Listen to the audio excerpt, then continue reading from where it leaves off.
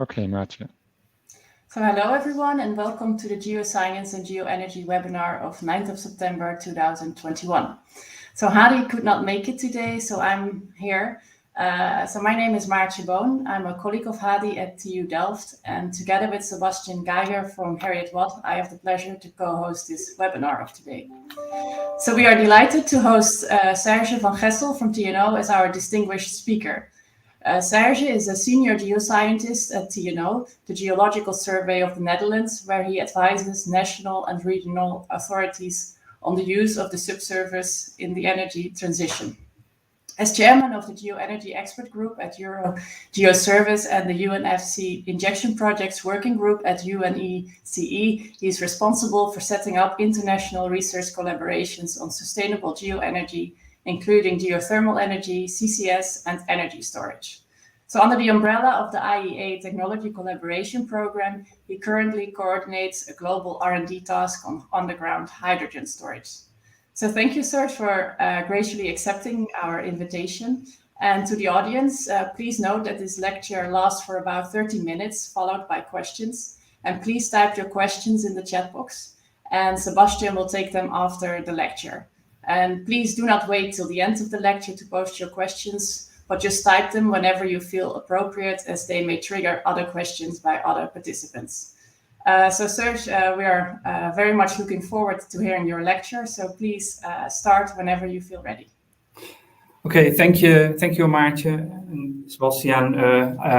It's a pleasure to be here today and to present. It's also an honor to present for your platform. I think it's a very good idea to have this kind of lectures also in these times of COVID. Hopefully, of course, we see each other soon live in live events again. But today I will present on hydrogen storage. I would also remind that I believe in May, Catriona Edelman already presented on underground hydrogen storage, and she presented a lot of her great work she's doing with her colleagues also nationally and internationally on this topic to address the geological challenges and the feasibility of underground hydrogen storage, particularly in porous media.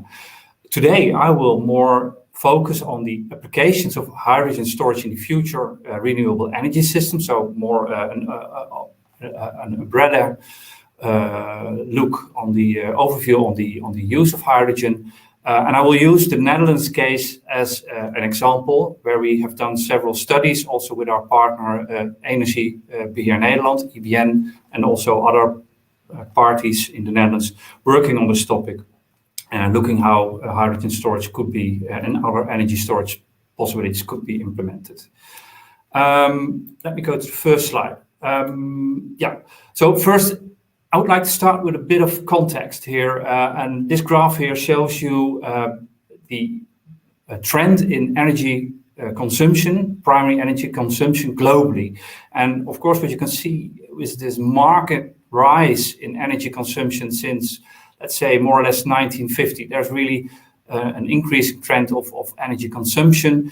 And we can also see that the majority of that rise is attributed to the introduction of hydrocarbons, oil and gas. And you can also see two other curves, which I've plotted over this figure, the population, world population, and the world gross domestic product.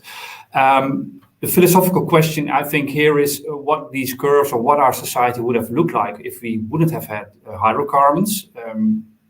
And the practical question here is, because of the climate change, what are we going to do, or how are we going to support society if we don't have these fossil resources anymore? The same figure here is shown for the Netherlands. So this is it shows again the marked rise in energy consumption in the upper figure, primary energy consumption since 1950, and you can also see that this is fully supported by oil and natural gas. This rise. And there's also the yellow stuff on top of it. That's the renewables. That is still a very small fraction of the total energy consumption. The figure below shows you the domestic primary energy production in the Netherlands. And you can see that the majority of our energy produced is coming from natural gas fields. Since 2010, this production is gradually in decline, but currently we could say it's really in a steep decline. And consequently, we have to import our natural gas more and more. What you can see in the dashed line here is that the total import dependency is really growing fast. And currently almost more than 60%, I believe 62% comes from resources outside the Netherlands. So that is a signal. I wanted to include also this figure. It's from Martin Visser from Hanse Hogeschool in Groningen. He produces a graph every day. It's hashtag grafiek van de dag. They're always brilliant figures. I really like them. And this one is from 31st of August this year, where he showed the long-term trends of gas production in the Netherlands per month. And what you can see here is that the Netherlands gas production is really following the demand, the winter and the summer demand. And that is mainly attributed to the production from the Groningen gas field, the giant Groningen gas field. It really follows the demand in summer and winter. The other gas fields are more producing in a flat way. Of course, you can see again here the decline of production, but what you also can see that since 2014, 2015, this production following the demand has ended. Suddenly, this swing production has ended. And that is because the Groningen gas field has stopped being a swing producer due to induced seismicity problems. And if we look at the consequences for other type of production, or let's say gas production, it's underground gas storage, we can see again that since up to 2014, the volume of gas produced from underground gas storages was quite modest, but since 2015 there's a marked rise in production from these gas storage, more than 2 times the initial volumes before that time, and that is all because the Groningen gas field is no longer a swing producer. Currently, some 20 to 30% of the final demand of gas is produced from these stores. Looking at the European picture, on the right-hand side, you see a graph with all the gas storages in underground gas storages in Europe. You can see here cavern-based and also gas field-based storages, and also the production capacities and working volumes. What I would like to stress here is that also in Europe, the amount of gas storage capacity is in the order of 30% of the total final demand of natural gas. So these storages play really a crucial role in balancing and supporting the gas demand and production. This figure is from Germany, and I show it because I want to show let you see here that gas and let's say fossil resources are crucial in balancing also the electricity system. What you can see in the green here is the production of wind in Germany in the month January 2018. And you can see that it is fluctuating also due to daily load patterns and due to variations in wind. And you can see very nicely here that with the black color and the orange color, that is coal and natural gas, these are actually filling up the gaps in electricity production. So they are really important in balancing the electricity system. And that's the same in the Netherlands and everywhere. The wind gaps you can see here are typically in the order of hundreds to possibly even thousands of gigawatt hours. And you can see also the blue lines on top of it. That is actually the contribution from pumped hydro storages, pumped hydro lakes, which are a lot of them in Germany and also other mountainous areas. But that's really a small contribution. And you can see also why that is the case, because the capacities, although these are the largest battery technologies in the world, they contribute 90% of all installed electrical storage capacities. That is actually quite small compared to gas storages. And you can see that, for example, the Noor gas storage field in the Netherlands holds 47,000 gigawatt hours. That should be gigawatt hours. Sorry for the error here. Of storage capacity. If you look at hydrogen storage in caverns, that is in the order of 125 to 250 gigawatt hours. And in gas fields, you can store typically in the order of several terawatt hours, maybe even 10 to 15 terawatt hours of hydrogen. So that is actually the type of volumes that can support these fluctuations.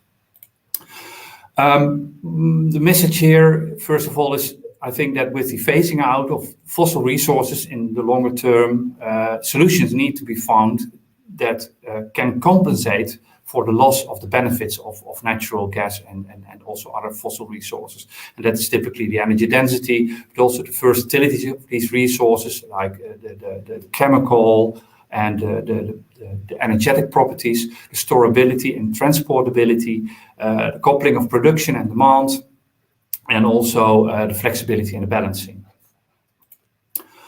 If you place underground and other types of energy storage functionalities in a graph of the rated power that they can produce and the time that this power can be produced, you can see that these are really in the high end of the graph. The underground storage of hydrocarbons and hydrogen is really delivering high power and also seasonal, weekly to seasonal periods.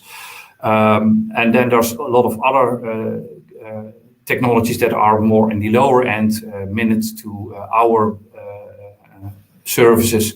And you can see on the left-hand side that there is a nice overlap with the requested services in the energy system. What you can see is that for the large-scale demands, seasonal heating demand, but also if the renewable production, variable renewable production goes up, we really depend also on these large-scale underground storages. Of course, they are, besides the traditional and smaller scale services from batteries, flywheels, supercapacitors, etc. And of course, also other flexibility options that are separate from storage, that is interconnectivity, import and export of energy across the borders, demand response, so following certain the industry energy demand could follow the production demand, production supply, and also curtailment. If you have too much energy, you can just cut it off, like with wind and solar. If you look at the underground energy storage technologies, they are still really on the left-hand side of the maturity curve. There's still a lot of need for validation of these technologies or exploration and piloting. So they're still a long way from commercialization and large-scale upscaling. That's different from the other type of technologies, like, for example, hydrocarbons and salt mining, etc. So there's a need for TRL that was also nicely presented by for R&D. That's also nicely presented by Catriona in her presentation. We need to demonstrate these technologies, but also we need to keep focus on making sure that the regulatory framework is in place, that we have the right permitting and licensing procedures. These technologies need to be integrated with the energy system. There need to be a viable business case. Subsurface engineering, how are we going to engineer these technologies and where, etc. And last but not least, the societal acceptance is also an issue. So there's quite some time needed before we can really have these technologies at larger scales. So seasonal heating and cooling demand and high shares of variable renewable energy generation result in the need for large-scale energy storage and flexibility, and the subsurface is crucial in delivering that capacity. But there's still a long way towards commercialization. So in our studies in the Netherlands, we have tried to assess, first of all, the need for these technologies, including hydrogen. And we also looked at where we can deploy these technologies in the subsurface. So we looked very broadly at all types of energy storage, but I will mainly focus in my story here on hydrogen storage. We used several climate scenario studies for a climate neutral energy system. One from Beer and Scott Calavasta, which is in the and also within the context of the integral infrastructure reconnaissance study, looking at the energy system in 2050, but also scenarios from TNO and from industry projects that we have conducted. And these scenarios take into account, they try to predict a picture of the future energy system in 2030, 40, 50, following, let's say, the targets that we have for greenhouse gas emission reductions, which of course needs to be in the order of 95% reduction in 2050 and 49% reduction in 2030. There's different types of models. So you have backcasting models that take a you determine the desired final situation based on societal setting and also targets that you want to reach, and then you can calculate actually how you could get there with the changes to the current situation, the current energy system, and then calculate what you need in terms of production and flexibility, etc. The second one is simulation. You really have your point here in time at present, and then you apply changes to the system, and then you can just see where it ends up. So you don't set the final target, but it can really help to see the consequences of any choices you make to the energy system. And the last one, that's one we use at TNO, it's optimization. You set some criteria for the future energy system. It must have so much CO2 emission reductions, and it must be developed at minimal costs, for example.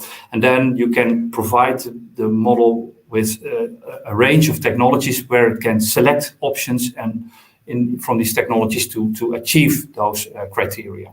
And that is then an optimization.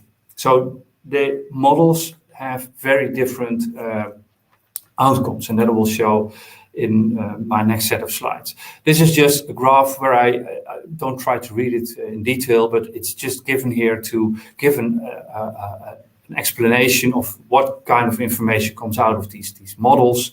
You set the criteria in the end, and then the model calculates what type of supply of energy you would need, what the final demand is in the various sectors following societal trends, and also looking at the intermediate part, the energy system itself, what kind of components are needed, what is the flexibility that you have in the system, like storage or interconnectivity, etc., and what kind of conversions are needed. So, for example, wind goes to hydrogen, goes to transport or industry feedstock, etc.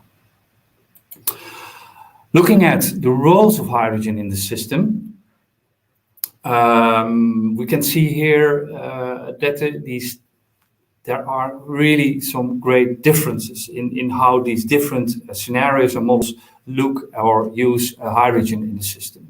And I just show here a few examples because there are so many scenarios, but just to give you an impression of the differences. On the left-hand side, you can see one from the II 3050 study from Netbeheer Nederland, one of the studies we have used.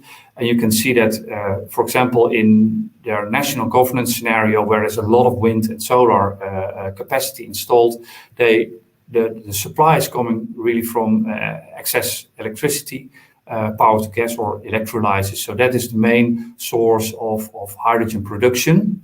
And in the user side, you have it's applied for heat in the industry. There's some feedstock applications, transport fuel, and very importantly here, a lot of the hydrogen is used to again produce electricity. For example, in hydrogen-fired power plants, and then there's some export. Sorry for the typo there; it should be export.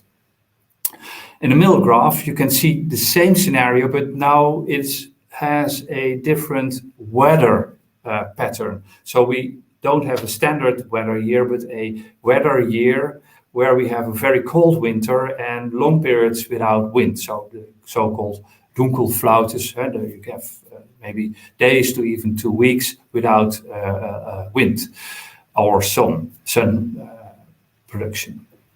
And here you can see that the demand for hydrogen is becoming much higher. It's instead of 347, it's in this case 477 petajoules of yearly demand of hydrogen. That is because there is a lot more needed for electricity production because the higher heating demand. The electricity production drives the heat pumps. On the other hand, there is less production of hydrogen because there is less wind, there is less excess energy, electricity. So we need to import a lot of the hydrogen in this case, which is also something that you could, for example, get from a backup reserve in storage. But in essence, you have to import or get the hydrogen from another source other than the wind production. And in this case, the figure really looks different. In the optimized model that we have used in TNO, you can see again that, and it's the same scenario that we have followed. Again, electrolysis is the main source for hydrogen production, but here, due to the choices in flexibility, most of the hydrogen goes to transport fuels and synthetic fuel production, let's say power to liquids, and producing heat in boilers for the built environment. And the latter two, the synthetic fuels and the heat boilers, are really a way to have a demand response. And so we can produce hydrogen, and demand is following the production profile of hydrogen. So you can balance those, and that results in generally, I will show it in a moment, in lower storage requirements. These two figures show in more detail what happens in the model. So the figures I showed a moment ago were actually aggregated figures for the entire year. But here you can see what happens at the hour scale. This is just one arbitrary month. It's January, then model year 2050. And you can see on the left-hand side, the TNO model, which on the lower side here with the yellow color is the production of hydrogen, so from excess electricity. And when there is not enough production there, you can see that we produce hydrogen from the storages. And on the production or demand side, you can see that in the red colors, this is heavy-duty vehicles, so the heavy transport vehicles. It goes to boilers, that's kind of also a way of storing the heat, and power to liquids, that is more a demand response to industry, so you produce synthetic fuels. And that is actually the model that is followed in the optimized model. And the electricity system is largely balanced actually also by the remaining balancing is done by curtailment, so shutting down wind and also doing the import and export of energy, electricity with surrounding countries. On the right-hand side, you see the model from EE3050 study that we have also used. And there you can see that hydrogen is following from the power to gas, and so that's the supply side. We produce the hydrogen from excess electricity. But in the other hand, when there is not enough electricity, in this case, the hydrogen is used as a gas to power, besides the flat consumption in industry, transport and agriculture. That is in this lower part here. This is the constant demand, but the peaks are really, the hydrogen is used to support the gaps in the energy electricity system, like natural gas and coal-fired plants are doing nowadays.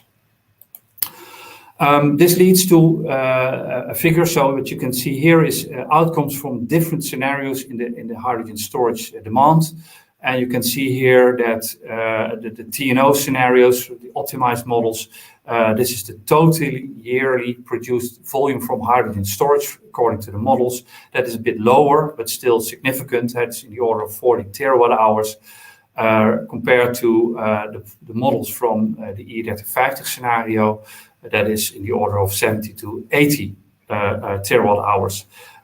These other two scenarios are not based on high shares of variable renewable energy. They have, for example, mostly a focus on using green gases in the system or using hydrogen imports, so we don't produce it ourselves. But still, that can be a significant storage volume if you have the hydrogen imports. But there is a variation here in the amount of yearly produced hydrogen from storages. What is striking here is these figures here in the curves. That is the full cycle equivalent. So a one means actually that there's one cycle, the total volume is produced in a one cycle, a charging and discharging cycle from the storage, or that is, let's say, what we have more in the seasonal pattern. Even these 3 to 4 are more seasonal pattern uses of the storages. While on the other hand, in the TNO model, we have higher cycles. So this is more a fast cycle use. You run the storage capacity in multiple cycles. And that, of course, then leads in the installed capacity that is much lower. So this is the installed capacity instead of the yearly produced capacity. And you can see here that these total, that this capacity in this case from TNO is really low compared to the high installed capacities from the E3050 scenarios. So I'm not saying that one is better than the other, but it's just we take into consideration that these variations are there. We can see that the use of other flexibility options in the electricity system and also in the hydrogen system can really influence the installed storage capacities for hydrogen. And the choices still need to be made. So, but we take this into account that there's a large bandwidth. And this is all just for the balancing. You could also ask yourself, what do I need for additional strategic backup? And for that, we have just said, okay, let's follow the assumption that we follow the same storage quantities that we have currently for natural gas and for oil storage. And that is approximately 25% of the final demand. I showed that already in my earlier figures, the European 30%, or in the Netherlands, that is 20 to 30% of our final demand is coming from a storage. And that is also contributing to, let's say, strategic reserves and to, for example, using the storages for international trade of natural gas, and in this case, hydrogen. So we considered that we could have this additional top-up capacity in the future also for hydrogen. So taking 25% of final demand, you would have this supplementary capacity on top of the balancing capacity in the blue color. You would have these yellow colors on top of it. And then you get to a range of, in the order of installed capacities between 20 terawatt hours to 50 terawatt hours. So in comparison with the current gas storage, that is 130 watt hours, this is still, let's say, in the same order of magnitude. My conclusions here is that large-scale hydrogen storage is needed in all scenarios. So there's no scenario currently, whatever we have used, where hydrogen doesn't play a role in hydrogen storage. And the large scale, there is a large range in outcomes on what kind of capacity is needed. That really depends on what kind of flexibility choices we are making in the system and how hydrogen is applied. But you can see demand response, interconnectivity versus really using hydrogen to support the electricity system with electricity production. That those differences are really large. And we need to make these choices still when we go towards 2050. The question here is then what should be the level of additional storage for backup and trade and strategic reserves? So besides the crucial balancing storage requirements. And that is, I think, a policy or a question that we still have to answer. So with the study we have done with EBN, we have also looked at the potential for storage in the Netherlands. So you can see here the Netherlands on and offshore areas. This is the offshore area, and then here we see the Netherlands. And we have the possibilities in the Netherlands to store hydrogen in the underground in salt formations, so by developing salt caverns, and in depleted gas fields. And that's the green spots. So the purple spots are salt structures, and the green spots are gas fields. So the blue areas indicate more or less the outline of areas where we have found suitable structures and suitable gas fields. And if you look at the effective potential, the theoretical and effective potential, you can see that in caverns there's some possibility in currently existing storage caverns and also already developed salt formations. But the majority is still in unexplored salt formations. So these really need to have to be tested yet with exploration activities. And then we have, of course, the gas fields, which hold quite a large potential, including also near coastal fields, which can be deployed from, let's say, we have then the storage offshore, but the facilities are placed onshore. So these are then connected by pipelines. And then we have the possibilities that are more further offshore, and the question is, are we able to deploy these fields? Because they are so far offshore, is that a feasible option? That still needs to be assessed. Okay. Yes. So briefly on how we have assessed these effective capacities, you can see here for the gas fields on the right-hand side, we have made first a selection based on general selection criteria. So what was the reservoir size? What is the type of seal we have? What is the development status of the gas field? What is the gas composition in the gas field? Those kind of primary selection criteria were used first to make a first selection. And then with this selection, we run every field through an analytical performance tool, which takes into account the individual reservoir properties of the gas fields. It uses a notional design for gas storage and hydrogen storage. For example, what kind of well do you use, and how is the operation of the gas storage looking like, including what kind of pressures are you using, what kind of production rates are we using. And then out of that comes an overview of performance results, like what is the working gas volume, the cushion gas volume, what is the duration of storage, what is the rate at which you can produce from the storage, etc. That is all calculated using this tool, and these outcomes are then used with cutoff values. So we take a range, what we say, okay, this is really an effective, feasible storage range. We make a final selection of the fields, and then we calculate the total capacity. And you can see on the left-hand side an outcome of this tool, where you can see, for example, for a gas field, how the storage volumes in the circles are related to the wellhead pressures and the reservoir pressures and the operations that we put on top of them. And then you can see the size of the circle is the working gas volume. These are also validated with actual performances from these gas fields, especially the natural gas storages. So they were quite well in line with each other. For the salt caverns, we have done a mapping of salt deposits in the Netherlands. So they are mainly in the north and the east of the Netherlands. And then from this geological mapping, we have done a screening of structures that are considered suitable. And that's the green spots and the blue spots in this middle map. And finally, each structure is then individually assessed. So these are salt pillars.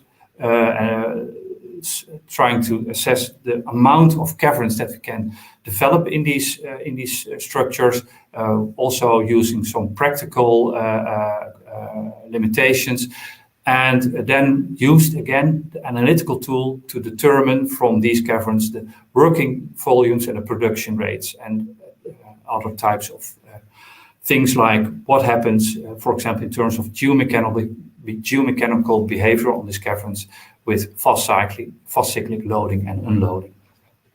So that also gave us the effective capacity for the salt caverns. So again, I've summarized it here in this figure for the Netherlands. You can see then for gas fields, sorry, there's some Dutch words in it still, but for the gas fields in the upper graph, you can see from the existing gas storage and other gas fields that we have this theoretical or effective capacity. But the question is, what is practically realizable in this way? And that is much less. You can never develop in the timeline from 2030 to 2050 90 gas fields. That's impossible. So we considered that we could, in this timeline 2030 to 2050, deploy 2 or maybe 3 of the existing gas storage that we have. So we can use or re-engineer the facilities that are built on top of them, and we could possibly develop 4 additional gas fields, and that leads to practical capacity in the order of, let's say, totally some 56, 60 terawatt hours. And the same we have done for salt caverns, so there's some limitations. Of course, you cannot build every salt cavern in every structure. So in the timeline, we estimated that we could, in maximum, create some 60 large salt caverns, which lead to a potential of 15 terawatt hours of storage capacity. And we take into account the lead time, development times. We take into account that TRL levels are still a matter of discussion. Also, we need to look at how we can spatially plan these kind of structures. And also, what's the market potential, for example, to develop these storages? All in all, if you compare that with the estimated storage demand, pure balancing up to 32 terawatt hours and up to 52 terawatt hours with the strategic trade, the figure fits, but it's challenging. And of course, and this is the figure this is what Katriona Engelman also presented in May. There is really a large question, a large number of geological challenges that we need to address before we can really say that we can commercialize and upscale hydrogen storage. So there's a lot of research projects ongoing, and one of them is the International Energy Agency research task, where we try to resolve these questions with operators, with academic institutions, and also knowledge institutes. So what is happening in the cap rock? How does hydrogen diffuse there? Is there a possibility of fracturing? Also, what are the fluid and rock interactions and microbial activities in the reservoirs, and how will they influence the performance of the reservoir itself? We have to look at how injection and production goes, how this goes with multi-phase processes, also the stress and the strain in the field.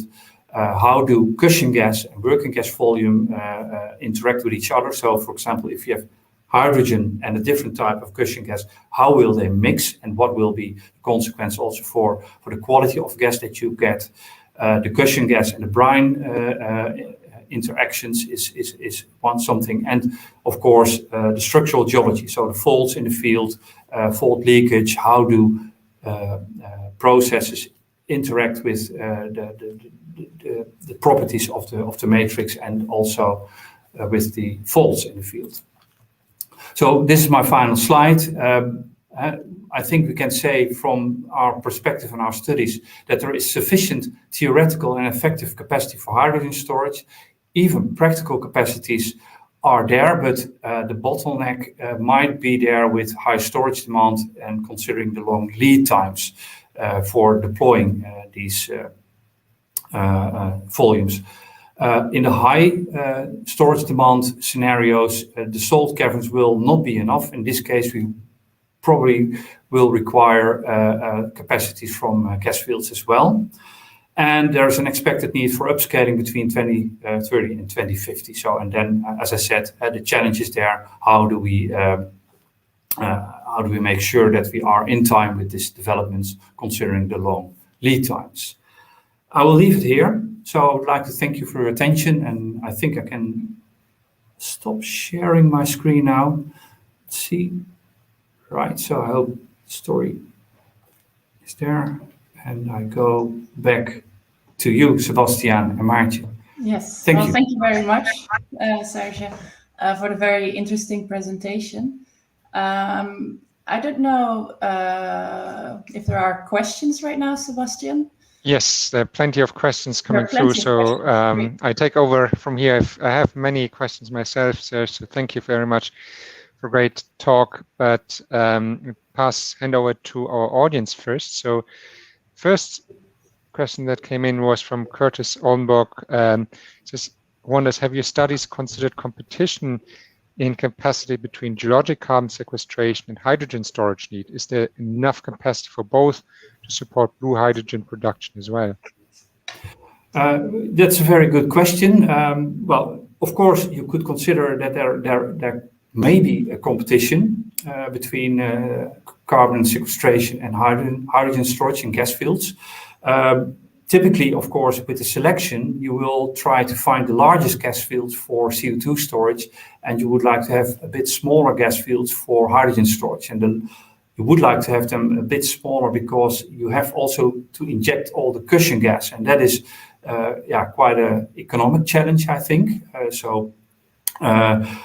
In that sense, they are maybe not directly competing, but in planning where you place each of these storages, that is of course a challenge, especially if you go offshore where we have then both CO2 storage and hydrogen next to each other. But there could also be, of course, a synergy. Some research is now looking if CO2 could be a base cushion gas for hydrogen storage on top of it. So those kind of synergies could maybe also emerge in the future. Thank you. And I follow up with second question from Curtis, because you mentioned Groningen. So given the induced seismicity history at Groningen, can cyclic hydrogen storage be managed to avoid that induced seismicity? I think the first thing is, of course, that you look at what kind of gas fields are you using. Is the gas field already, let's say, sensitive to have you already felt a lot of induced seismicity events in the past? Then this field might not be the right choice. Then, of course, the storage operations are designed in such a way that you try to avoid the critical stresses that might lead to induced seismicity events. So I think that is the major point, and also a challenge we have if we want to find the right fields and also design the operations in these fields. How to stay within these barriers. Of course, for the natural gas storages we have now, this kind of evaluations have already been done. For salt caverns, I think the chances for induced seismicity are rather small. But I think there the fast cyclic behavior, the fast cyclic injection and production are things that we still have to evaluate. Also, let's say, considering what happens around the well. I'm just going to sneak in one of my own questions here quickly. So you mentioned the potential to store hydrogen offshore, further away from the coast. The further away you're from human population, the less concerns there probably are if there is some minor induced seismicity. But is offshore hydrogen storage then still economically competitive, or compared to onshore storage? Has that been looked at?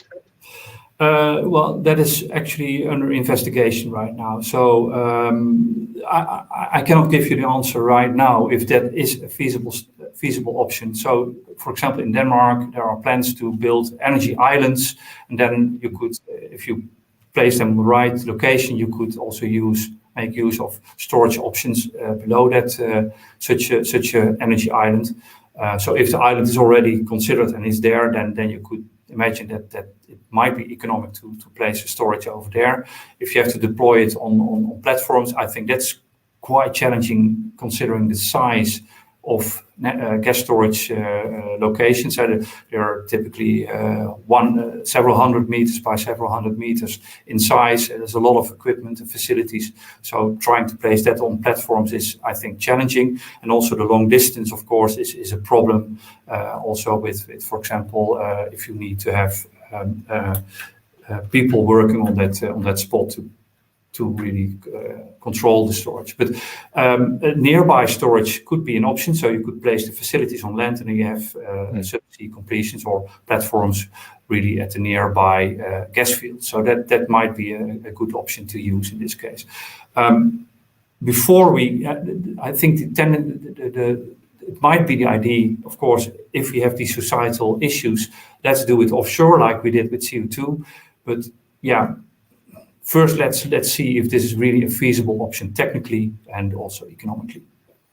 Okay, thank you. And you mentioned technical solutions. So Lucas Gomez-Pedroni wonders what key technologies should be developed to aid commercial development of underground hydrogen storage, in your opinion? There's a follow-up question, which I'm going to read out as well. Would any CCS technologies be important and advantageous for underground hydrogen storage? For example, foams are suggested as an important technology for CCS. Could this help hydrogen storage as well? Good question. Also, maybe a difficult question to answer.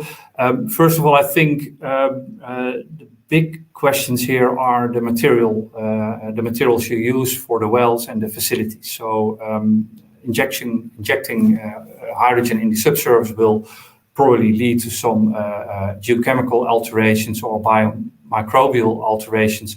They can produce corrosive substances like H2S, etc. And we need to be sure, of course, that the well equipment is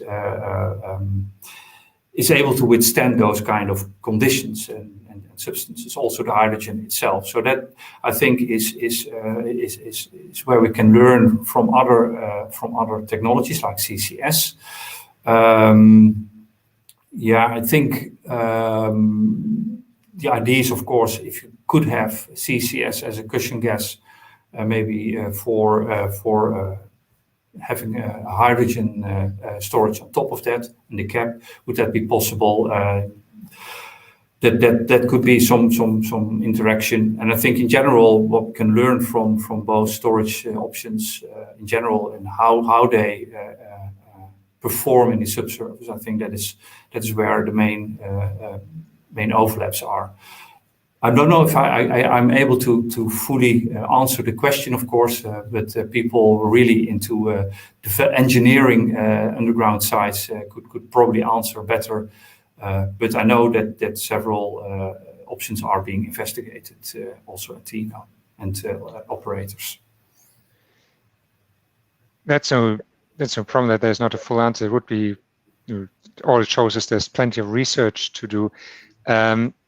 Zaid Jung has a related question. He wonders, in order to use current gas fields for hydrogen storage, can the current wells and surface infrastructure be used, or do we need to replace them entirely, considering the unique properties for hydrogen? Yeah, so in general, if you look at the gas transport system that we have, we can see that it is possible to adapt that transport system to hydrogen. So that I think there it could work, but in the facilities and the wells itself, we have currently research ongoing to see what is the effects of hydrogen on subsurface facilities like wells, but also in the topside facilities. And there's research on the effects of hydrogen on materials, and depending on those outcomes, you have to decide what kind of processing equipment you need, if you need to change that, or if you can use the same kind of equipment that you already have. So I think depends on what is the outcome of these kind of research R&D projects, in what is required on the top site facilities. Austria, for example, has already a pilot site, and also Argentina has a pilot site for gas storage in subsurface. Several pilot sites are now being proposed, like in the Netherlands, in Heistock, that's in the salt cavern, but also in Germany and France. There are ideas for developing pilots for underground hydrogen storage, and I think those sites will have also to provide the answers.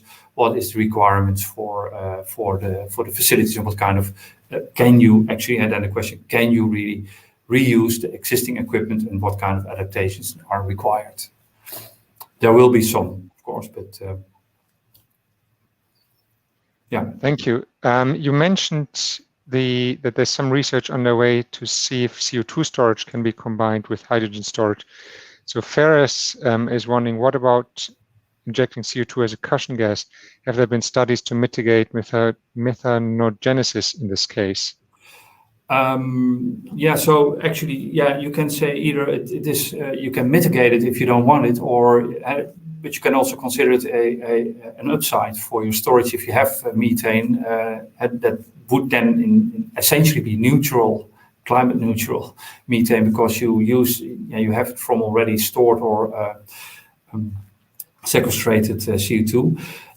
From the Austrian project, the project at RAG, they have specifically a pilot project which is testing underground geometanesis.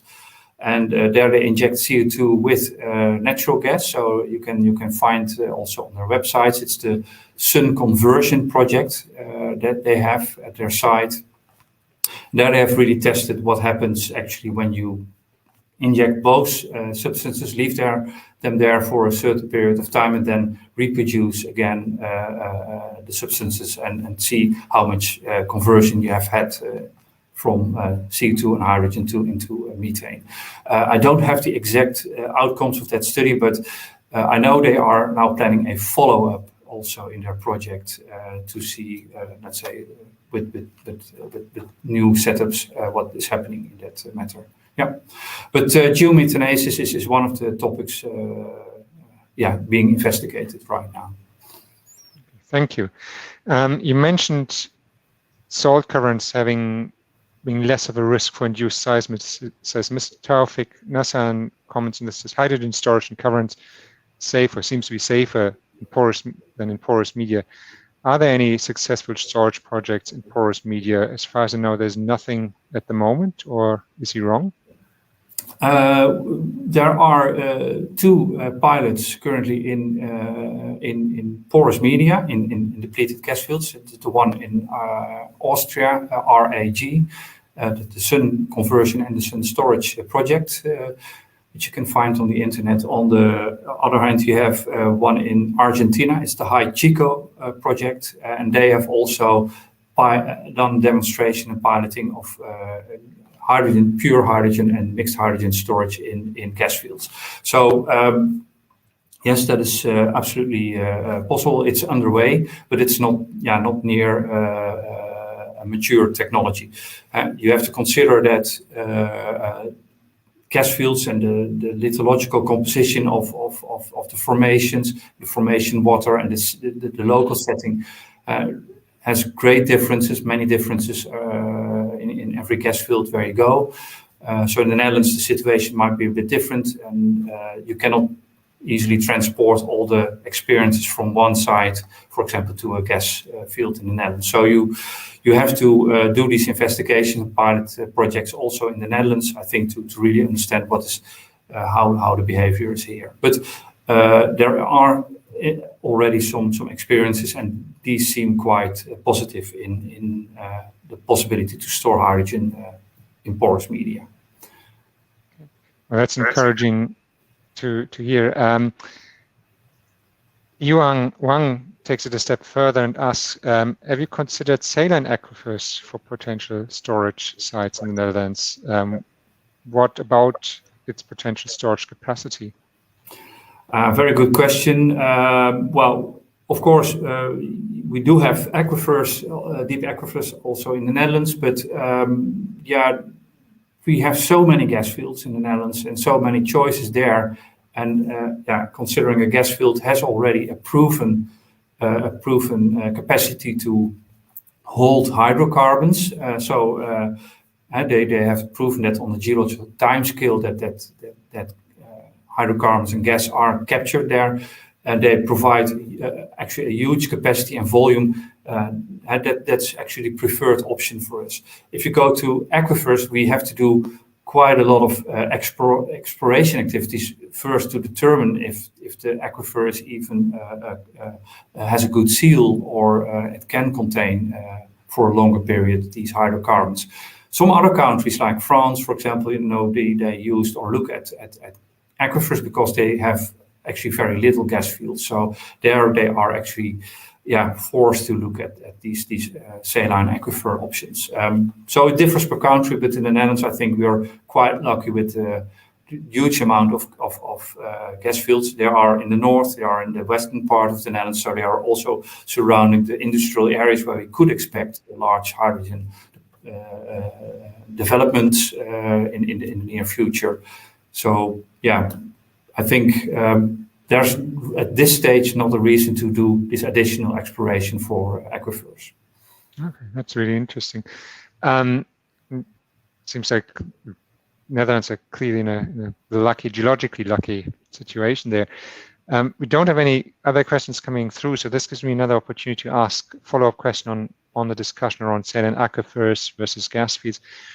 What is the public perception in the Netherlands for hydrogen storage? Is that being discussed? Is that being welcomed? Is that not even on the radar at the moment of the broader community? Because we may have at the end all the technical solutions, economic solutions, but if the broader citizens, the citizens are really concerned, and because of the experience with Groningen, for example, then it may never happen in the end, despite having all the right geology in place. So what's the state of the art in that regard? I think the first point we have to make here is that the possibilities for hydrogen storage, at least onshore, are typically mostly placed or situated in areas where there is a lot of, let's say, societal concerns about, and also societal objections to mining activities. And the Groningen gas field is clearly an example where, we have really huge troubles with induced seismicity and the damage following from that. There is concerns about subsidence, of course. If you build caverns, a lot of caverns on one place, you could have possibly significant subsidence on the longer term. And those concerns, of course, are also recognized and seen in these communities. They already have, let's say, a lot of concerns on our minds, and then these new activities might raise also additional concerns. So at this stage, actually, with the recent results, we have to go to the communities, and our ministry is also doing that. We have to reach out to the regional, the regions and the local communities with information explaining what it is, actually before we make any decisions or choices where we are actually going to deploy hydrogen storage. And eventually that could also lead to some choices we have to make regarding the spatial planning of storage, besides, of course, where you want to place it from a commercial or technical perspective, but also take into account the societal perspective. And there's a report from colleagues of mine who have really written a nice story about how this societal embeddedness can be seen, also in relation to the regulatory framework, and what kind of recommendations can be made to make sure you have a appropriate process towards the public participation in what order you can do things. So I think this is still a major challenge for the Netherlands to come, and we have to start soon, because if we have that discussion only in 10 years' time, when we have to upscale, then we might run into problems deploying our storage possibilities in time. Thank you. So running out of time, there's just one question that is asked in different ways from two people in the audience, and perhaps a very quick comment, if you don't mind, Serge, on this.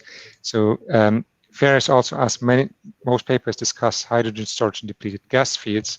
Is there any consideration to store hydrogen in depleted oil fields? And Zara wonders, in these cases, is hydrogen miscible in depleted reservoirs? So perhaps one final comment on the opportunities of depleted oil fields for hydrogen storage. So on the first question, oil fields, we have not considered oil fields. Typically, you produce oil fields by pumping in water, injecting water, and then we press out the oil. So there's less pressure depletion in oil fields, and also often the flow properties might be less favorable. So lacking the depleted pressure ranges, let's say, or depleted volumes, that is one issue why you don't want to have them. I don't know exactly. It could also be that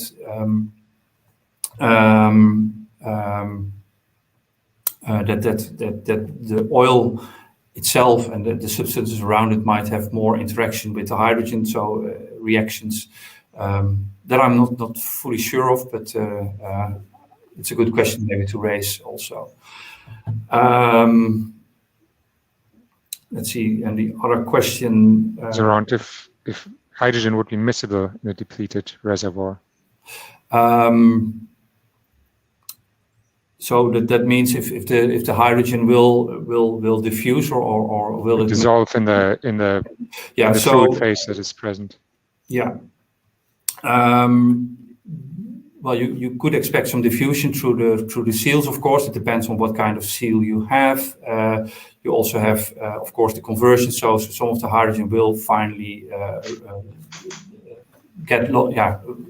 will be lost through conversions to other substances, through reactions with microbial activity and also with geochemical reactions. So, but yeah, that is one of the questions. So, if you inject hydrogen, how much can you recover? How much will be lost through all kinds of geohydrological processes and conversion processes, and maybe even diffusive processes, and what is the quality of the hydrogen that you get back? And for salt caverns, of course, this is the pure hydrogen source. This is already proven also in several sites in the United States, for example. That is okay, but the quality and the miscibility of hydrogen, that is for porous reservoirs, that is still a question of research. We need further answers there. Great, thank you very much. So thank you very much, Serge, once again for an excellent talk and taking the time to present the talk and also to answer the many questions from our audience so diligently and in so much detail. Thank you to our audience for the excellent questions. And Marcia, over to you for some final remarks. Yes, so yes, again, thank you very much. So I would like to take the chance to introduce our next week's speaker. So next week we will host Professor Nicolas Espinosa from UT Austin, who will speak about pressure monitoring above the caprock for CO2 geological storage. So until next week, and as Hadi says, stay happy, healthy, and tuned into our Geoscience and Geoenergy channel. So thank you very much, and see you next time. Thank you. Thank you, everyone. Thank you, Serge, again. Bye-bye. Bye-bye.